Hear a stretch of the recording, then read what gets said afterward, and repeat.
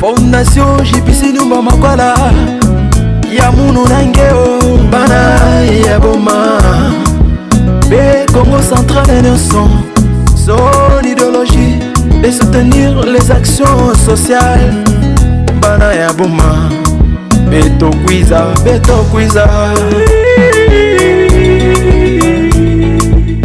Voilà, balandi ya santé radio télévision pe balandi ya émission Lisolo na Gypsy o epé samara chaque samedi na présentation ezalaka ya bino ndeko Paul Mayola. Et merci mingi aussi na ndeko Oasunga biso na bilili Don Pemba di Samaele. Un grand merci na bino nyonso bozalaka scotché cimenté bétonné en pona rosela émission Lisolo na Gypsy. Émission Lisolo na Gypsy eza émission otolobaki elekanaka na ba terrain, c'est dit okitaka na kati ya terrain bisika population a ko vivre. Bisika population a ko lekisa o ezali finaye tout à la tout palper vraiment réalité en live. Yango bomonaka biso à chaque descente qui sera vraiment dans terrain et longo nandeko Gypsy Nyumba Makwala wazali vraiment moto oyo asa vraiment na souci à population na ya ville ya Boma. Et très bientôt là je vous dis que lelo mokola lelo kozabongo na quartier Luki. La fois passée bolanda ki biso tozalaki na Sekambote, tozalaki na Wenzi Nkondo na Sekambote et lelo oyo émission Lisolo na Gypsy et koleka na lisusu et lisusu kokuta na bandeko ya quartier Luki tozabongo na commune toujours ya Kabondo. Et bongo na actualité na biso lelo tokolobela na o etali impraticabilité. Teli malamu lolenge nini nzela o kobanda na Dumbi komata kino nzela ya source kokoma kino na centrale nzela vraiment et ali malamu te e konyo ko la population o bavandi nzinga ya bisika o tokolobela yango na kati ya actualité na biso. Mais aussi o ezali vraiment actualité aussi ezali ko salema to e ali ko leka na province na biso et surtout na ville na biso ya Boma o ezali bongo relancement ya ba activité na port na biso ya niveau ya Boma. Vraiment toko mekapeli susu ko beta CT na o Italie likambo wana. Mais toko lobela peli susu ezali spoliation, spoliation na niveau ya cimetière na biso ya Kamanda pe na cimetière ya Malondo. Toko lobela yango na kati ya émission ya Lisolo na Gypsy. Mais aussi actualité eza toujours aussi dominée na o Italie campagne d'enrôlement pour le Belalisusu pour bana mboka mingi topi bandeko mingi jusqu'à présent bali ko kendena nous kozo ba carte d'électeur, c'est-à-dire pour d'autres ba ko zela nano mokolo ya suka nde bango ba ko bana ko kende kozo ba carte d'électeur. Alors to komeka un peu ko le belango total vraiment lisusu na o etali sondage déjà na ville na biso ya Boma. Est-ce que le lenge toko kende et ko kende malamu po dans bientôt là déjà Seni a clôturé période topé moment oyo il y a enrôlement non seulement dans la ville ya Boma mais surtout l'étendue de la République démocratique du Congo. Yango ezali bongo ba actualité otoko ibana kolobela na émission ya Lisolo na Gypsy. Matondo mingi na bandeko ya quartier Luki oba yambi biso vraiment na motema ya kofongama. Je vous dis que l'accueil vraiment est très chaleureux. Alors très bientôt là, je vais devoir déjà kokendena kutanana ndeko Gypsy. Un grand merci comme ça à celui qu'on appelle Don Pemba, Don Pemba di Samaele. Comprenez que émission Lisolo na Gypsy et les Ganarabou, tout tambolara, ils ont le rôle à micro-baladeur, tout les canards, tout le rôle là, la Congo Central Innocent, son idéologie de soutenir les actions voilà, le lenge na lobaki na bino bandeko balandi ya sociales. santé radio télévision to bandeko balandi ya émission Lisolo na Gypsy. Lobaki na bino ke émission oyo elekanaka bongo na camarade Gypsy Nyumba Makwala wazali moko ya azali moko initiateur ya fondation oyo zali komema pe kombo na ye moko Gypsy Nyumba Makwala oyo totomeli bongo we malamu na émission Lisolo na Gypsy. Na tondio matondi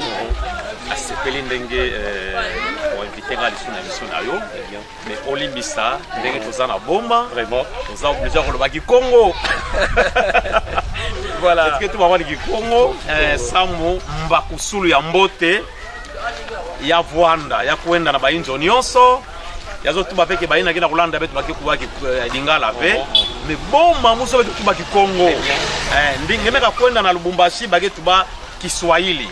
ngemeka kwenda na Kishasa bagetu baka mingi Lingala na Boma betu fana tu bandinga betu ke Kikongo mais pesa mbote na bakinwa nyonso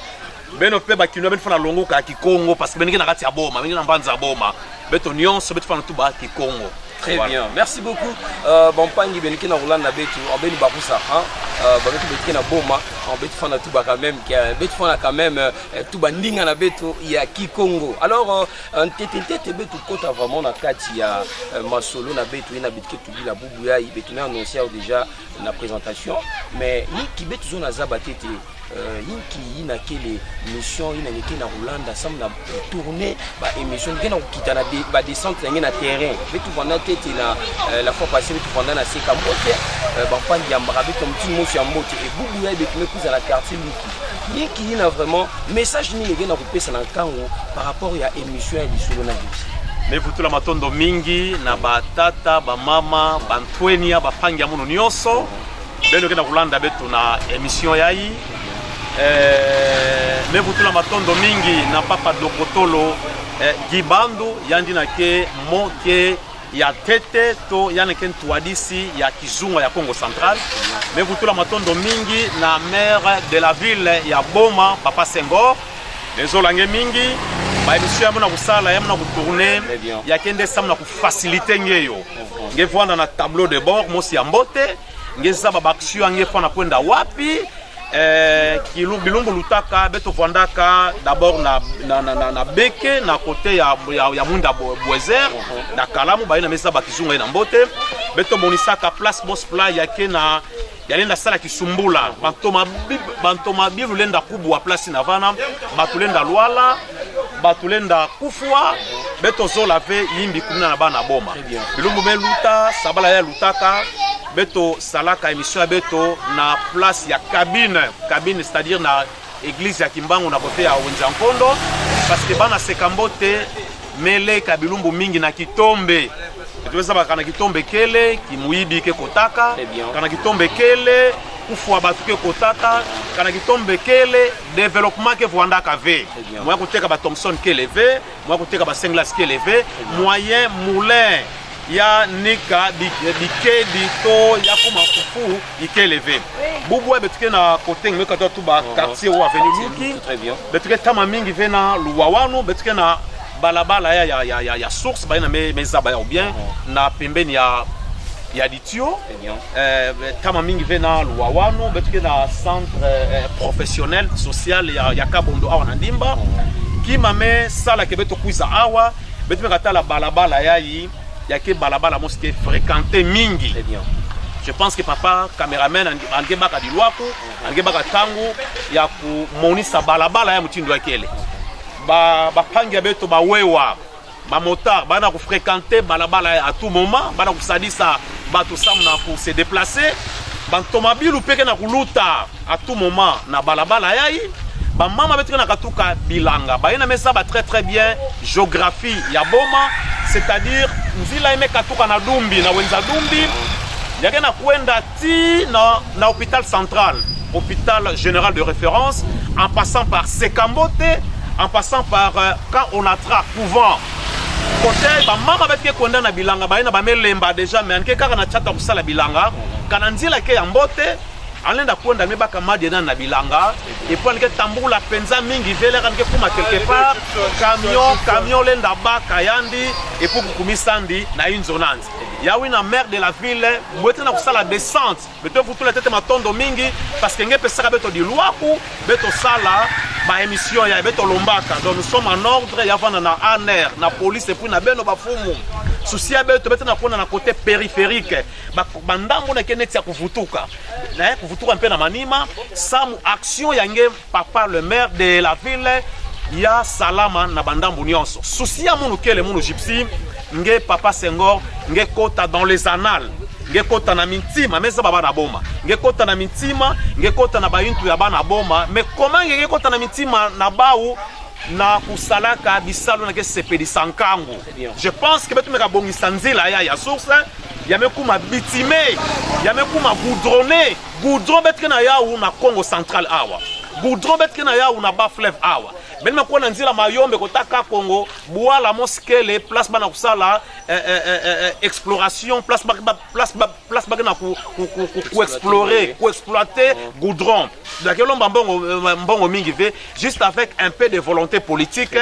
betolenda goudronner nzila yayi yake na importance bosi ya ngolo ba madere na katuna bilanga ke lutaka awa et puis ça va désengorger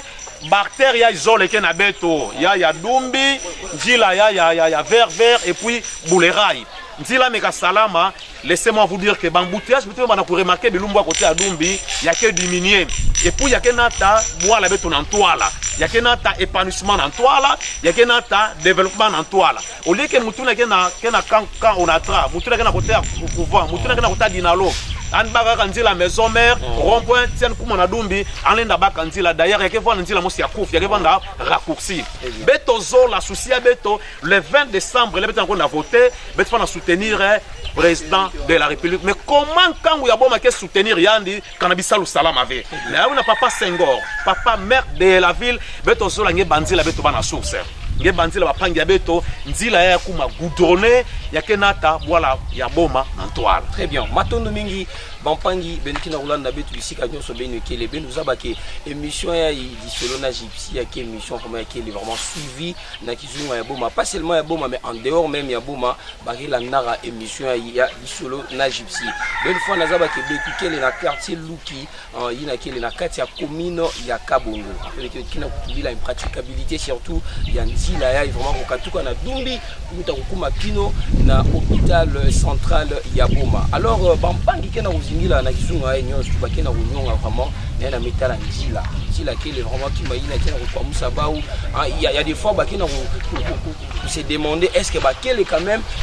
population ina kena vivre na ville ya bomba to bakeli sika parce que se sentent quand même délaissés abandonnés par rapport que la mélo ça baki d'alarme beaucoup de fois mais sans aucun soutenir par rapport à qui d'alarme na bao. Alors Boubouya Ingeye mpangi gypsy momoko ngeme kitana kati ya kizunga ya quartier Bukigi qui population vraiment linda simba na ina comme message de menata avant ya betu zo la tuba tete play kala betu amona ba weyo akena kuluta na facilité c'est parce que bilumbu mais je pense qu'il y a 2 ou 3 jours vous la nokave mais côté ya imvula mekanoka du fait que goudron qui est levé ma bibi pasi donc il faut en être vraiment ngena kati ya bulungi yake passe betike lomba beto zola papa Senghor ngebikana na baintu ngebikana na mintima ya bana boma beto me lomba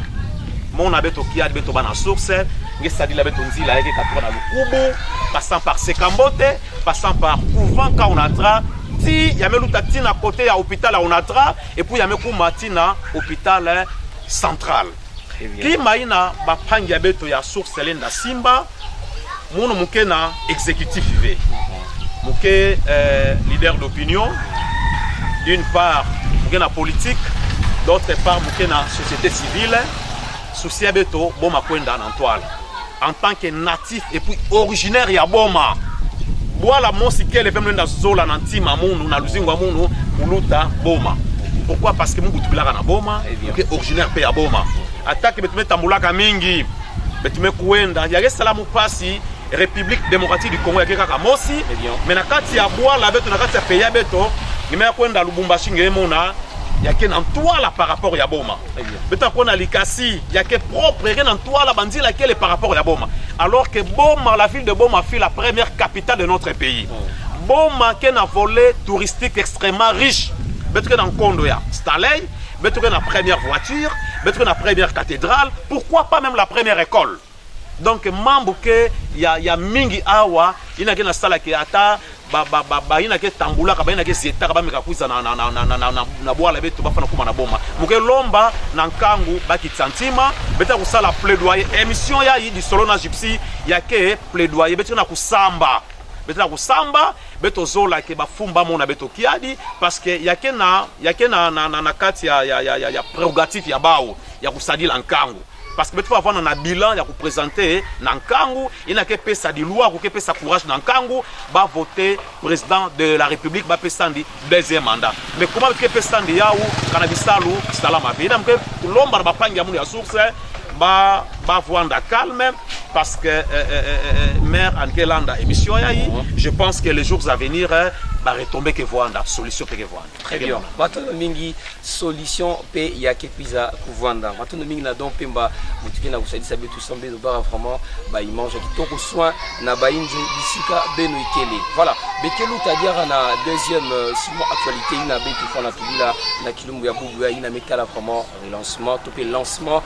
ya port na beto ya boma en betu fana zabake bilome katula oluta betu monara ba mpangi ya boma telema fana na marche ça me soutenir quand même Diambouyaï gouverneur na betu tata Gibandu Lungidi signé que ça m'a arrêté comme il y a relancement il y a port na betu ya boma. Est-ce que betu fana simbake activité à port ou relancement à port ya boma ya onde ki vona ki maina ki tout ça boma mais vous tout la matondo mingi na Kivu ya mfunu mingi décision to arrêté provincial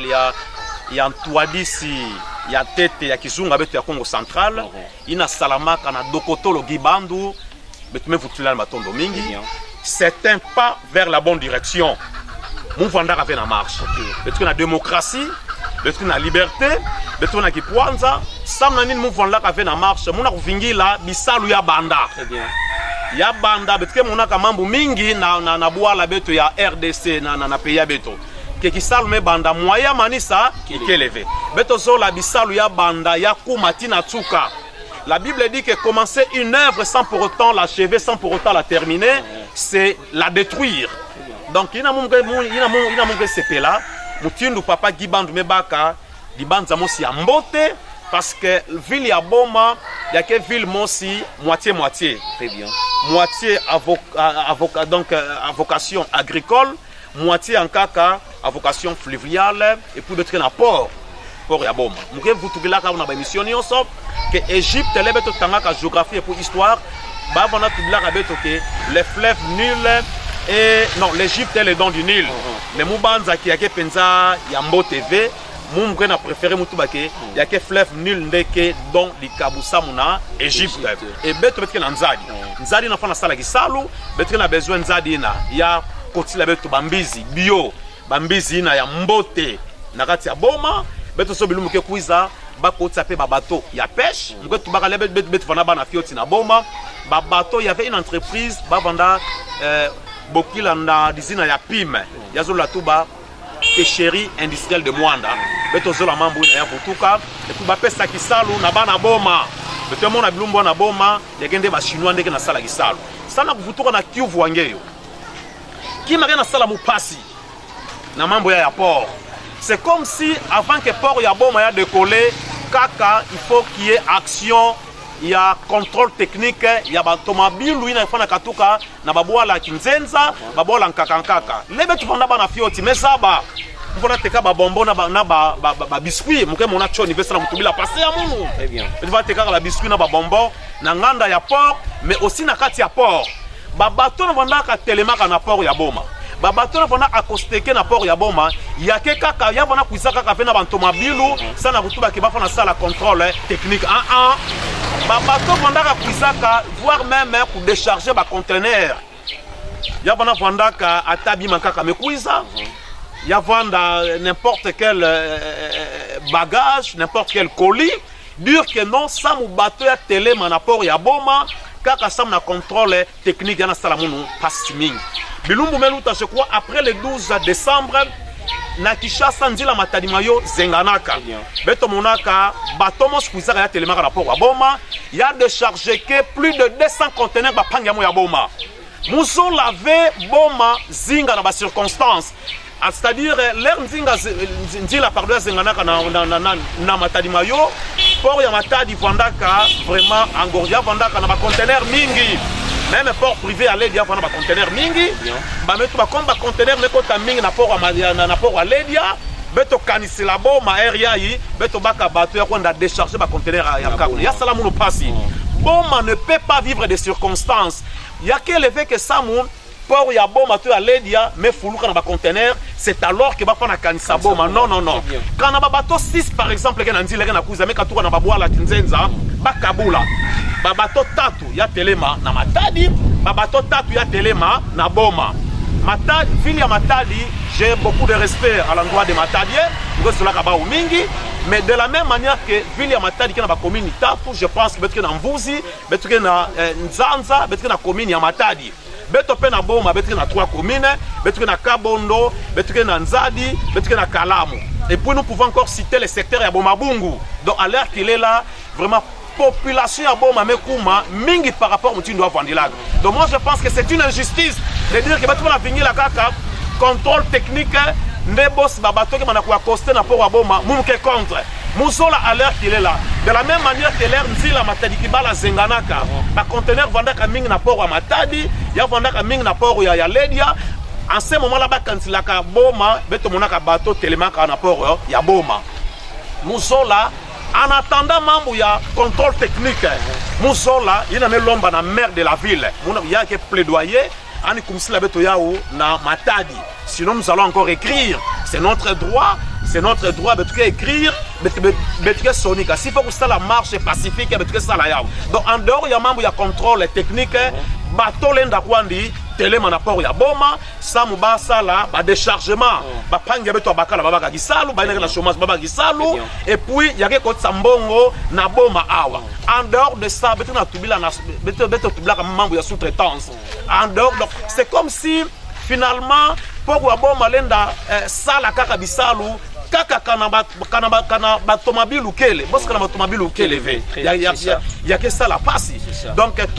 batomabilu ça c'est quand même un problème mais mumuzo la sang de lait donc à partir ya Boubouya déjà mbazir ba tout la Boma na programme ba batomeka kuiza kana ke zole mostelema na port ya Boma Mose encore ya kwenda na Matadi. En attendant mambo ya contrôle technique ya Bongama. Nous n'allons pas attendre. Donc il y a bien mona que nous kwenda na marche vers parce que je pense que la démarche là elle est bonne mais attendre jusqu'à ce qu'il y ait reprise il y a contrôle technique dans na port ya Boma ntango ke kufara chat très bien. Heureusement que Boma ke na kuzinga pe na bilanga. Na beno ba mama munu batata mba panya mo ya Boma beto lemba bilanga kusala bilanga pe na Boma. Parce que maintenant on a vingila donc quand on fait un coup chatu quand on fait continuer comme on a passé jusqu'à ce que contrôle technique vous tout na port à Boma c'est quand même un bon projet mais beto sola en attendant que beto vous tout la projet il y a contrôle technique il y a ba camion il y a na tour la place tama na Boma bateau bana kwa costé de chargement salama mutindu Boma fondaka na tama na par rapport ya port ya vous tout ka plein. Voilà donc. Alors par rapport à ce que vous venez de dire, selon vous, pensez-vous que Mambouine qui m'a politisé, que couper sa privilège mingi na port ya Matadi que port ya Boma. Selon vous, analyse n'engage qui m'a politisé ou bien que Karasam na Nyongi ça tout ça na remoni sa ba population ya Boma passe na couper sa privilège mingi na port ya Boma. Politique, politisé ou pas, j'ai un peu de réserve, ça me tout baplina. Mais les bêtes Fondaka, bana classe. Je pense qu'il y a 4e des humanités à l'époque, bêtes vana cours économie politique. Place batuba qui définition, toyina zola tuba politique, il y a que mutindu ya kutuadi ça toi kutuadi là, mbanza cité. Donc je pense que par rapport à ça. Bien sûr, ça peut être un problème politique. Et puis, je souhaite dans la décision en cas maire de la ville, il faut qu'on associe, pour voir dans la Kintouadi, pour voir dans la Boumosi, dans la bactérie, il y a société civile, animateurs politiques, bananios soit bon, avec fond avant la Kintouadi, ça m'a bétonné, mais ça bandé mambo à Boma, mais ça mambo à Boma. Alors, c'est là dans ma décision en cas qu'on a mis là vraiment l'usingu yankangu, betu bana vanda, betu vanda place pour ma décision encore betu bakaya ou Kintouadi. Parce que moi je ne pense pas que ça me porte ya tambola, ça me porte ya salabisalo, kaka problème il y a contrôle technique. Il y a quelque chose au mingi, mais alors Moussa va faire comment les bandes il y a déchargement. Il y a des salles qui sont seulement en apport. Il y a des taloso. Il y a quelqu'un qui a fait bien pour quitter ça tomambilo na babato sam qui salu il y a port il y a futura na Boma. Na tama Boma vanda décharger qui a taloso. Boma qui na pour décharger ba farine. Boma qui na pour décharger ba bima ya mutindu na mitibubu avec na bilokos. Bapange beto ke sala ke tekaka na bilokos bana ba kinwa ba ke obligé ka kona sumba bima ina na Matadi. Alors que nous avons tout un port, nous avons notre ville historique, notre ville touristique de Boma bima ina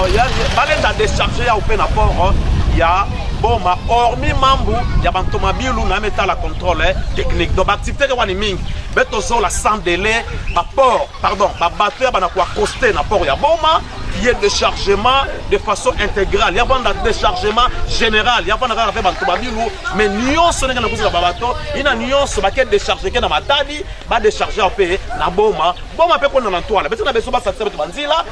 nzila ya succès ke nzila monsi ya nene nzila monsi ya kitoko ba meka tout la boudron mais on a sauce nini mbongo très bien pour fana koti sa mbongo pe alors betre vingi la ve patience betre na patience ve papa le mère l'infui la beto papa Senghor beto patience à kuvingila kaka que non ça na mambo ya contrôle technique betre na patience la ve beto zola déjà semaine ya babato ya télé mana pour boma yina nde beto zola ça munkangu pe andi se retrouver nkangu zinga beto ko na pe na toile mutindo matali pe na pona na toile très bien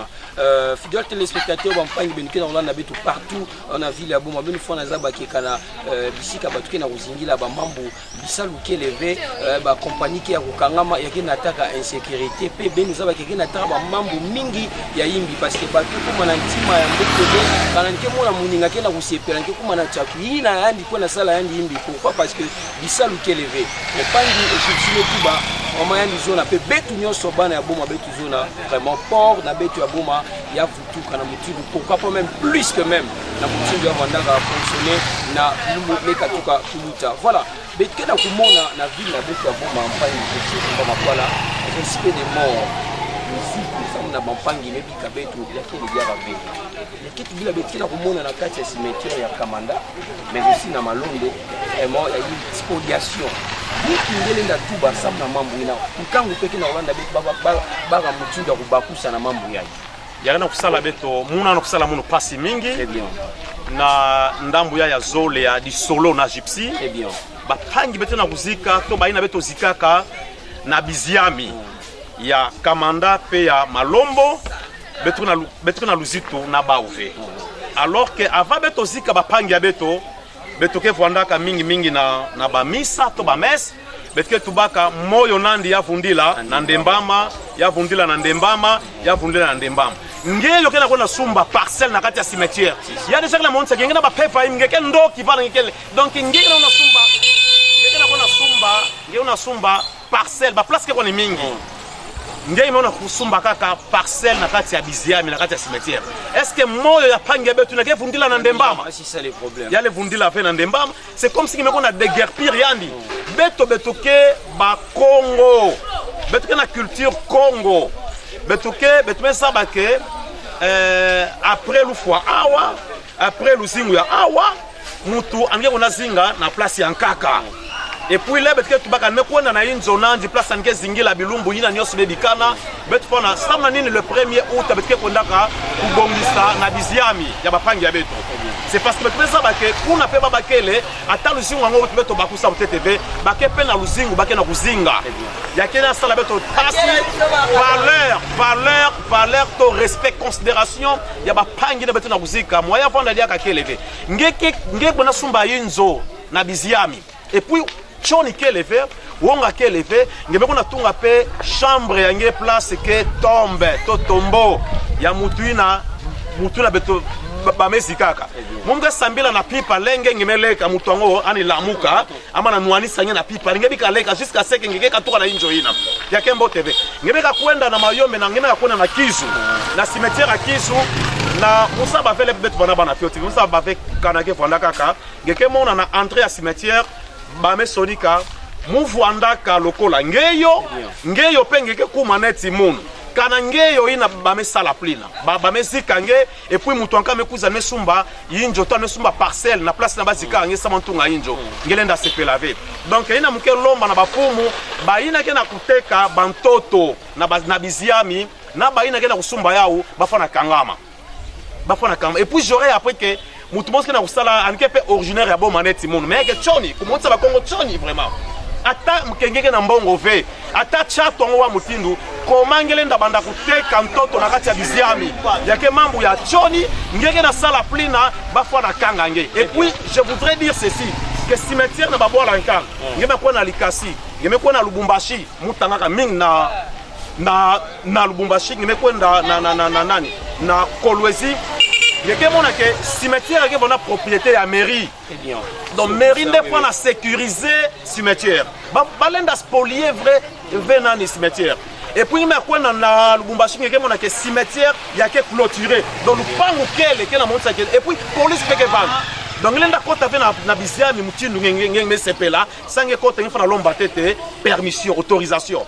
Ngelenda kota ve n'importe comment sange fana kota liambo fona vanda chasse na monta ngifana kota kuda. Cimetière malgré que baba ina ke kuna bake ba fois mais bake sécuriser ke bao. Donc ina mbetike lomba na maire de la ville mais tout ça va kangira ba dossier mingi na zulu ameza nandi ba priorité ke mingi mais je pense que ça mon ba pange betu ba ina mekufuaka ba vundila na ndembama ya unapea ke quand même priorité cimetière à Malombo cimetière à Kamanda yaka na sala mu passe parce que kaka munu yanketo basikilaka nkonde yaki kuku félicitations quand même ba pumu des ordres que levé pour na basikila kaka munu ya bakala mais kaka munu yanketo basikilaka ndi na Kamanda mais muna kutuba kaka ve par rapport ya kaka mu par rapport ya famille mu muna kutuba ça muna nkango nyonso ya boma parce que nzila lufu yake nzila beto nyonso ngeke na kulanda munu tulumbu kele ngeke kufwa munu ke na kutuba tulumbu kele ngeke kufwa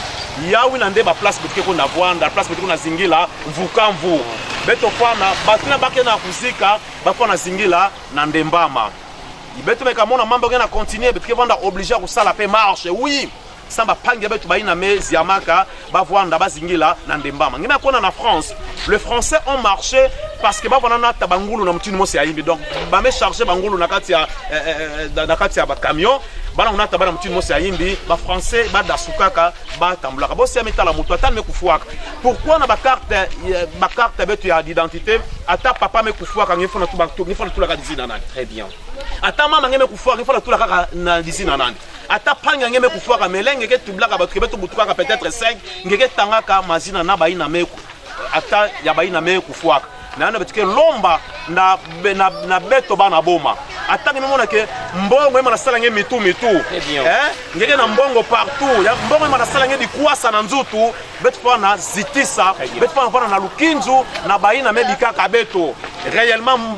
nani moyo abao ya vundila na ndembama parce que ke nzila ya beto nyonso ngeke na kulanda munu muke na kutuba kilumbu peke lepe munange betuke bika inza betuke kwenda na biziami alors betuke sepelave betu mamona ke place baba mesika beto mutu parce que na mbongo anguza sumba kisika ina ya Kembo TV bana boma beto zola sana bana boma beto vana na bumosi bana boma beto vanda na luzitu entre beto na beto voilà ina alors yiki ngelinda tuba na bampangi na kena ku continuer parce que bakena kulanda beto bampangi ina ke yandi place memona ya mboti ya kusumba inzo samna kutunga ngana kati ya cimetière qu'est-ce que vous pouvez dire à ces personnes là parce que je ne sais pas ceux qui mukena uzimba na normalement c'est après 50 ans que ba place ina betulenda construire kwani mais bampangi na kena ku continuer na bampangi na kutekisa na ba ina kena kusumba nikingele na tubila basam na ku décourager ba bampangi les sols et les sous-sols appartiennent à l'état très bien donc beninga na kubunga d'abord bambonga beno ya pamba et puis bafuanga na nzutu bebo ngeke na kona déterrer nzutu ya mutu mos bazikaka zaba ki bafuanga ina na luzingo ngenge mekaleka ngeba monaka bimbindi nkuyu ngemeleka plan ngimona ka bimbindi nkuyu melamu kama na nwani sange pourquoi parce que ngeke konda déranger pongi to mvunda ya mutu na me kufuaka la loi betke lomba na police betke lomba na papa Senghor ani stadi sabeto batu nyonso ina baso sabau basambisa bao bakangama procès Vwanda même public samuna kubenda makutu na ya batwankaka baina pelenda sala plena betike na droit ya kona sumba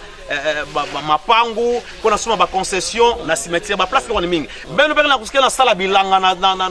na biziami ba place ko ni mingi ngele na kona na makola ngele kwenda na Kimbembo ngele kwenda na Mabu ngele nda kwenda na ba place ke mingi ile ngenda sala bilanga donc ina idée ke na di mafanga na yimbi ke na beto kusala bilanga na kati ya bizami na cimetière yake divanga mosi ya yimbi beto lemba ya voilà bampangi belimelanda betu fana quand même si tout bampangi na mebikara betu monaka komona kina ba ile ute koleka la fois passé na sentir de télévision comment bande ko ba ngenda ko timola na ba cimetière ba zo tonga nge ba zo timola na moni muto ko kufa na kati vous avez quand même suivi. Alors ils ont vraiment un comportement Yamala Mouté Oyo Tosengeli Nango vraiment Kotika tout respecter à Bandiko Oyo Batika Biso Pende Egyptien Lobi Beli Monabango Epema Nakimia. Voilà, merci beaucoup. Lentement nous sommes en train quand même de nous approcher vers la fin quand même de cette émission, mais il y a aussi quand même une autre partie. Il y a Beto Toubara en introduction, il y a Beto Toubila, il y a Métal aussi enrôlement na ville na Beto Yaboma. Betouza il y a mis 7 jours, c'est-à-dire dans une semaine déjà c'est ni que clôturé période au moins peut-être que Bappé c'est-à-dire à faveur mais Betou Nazaba qui n'a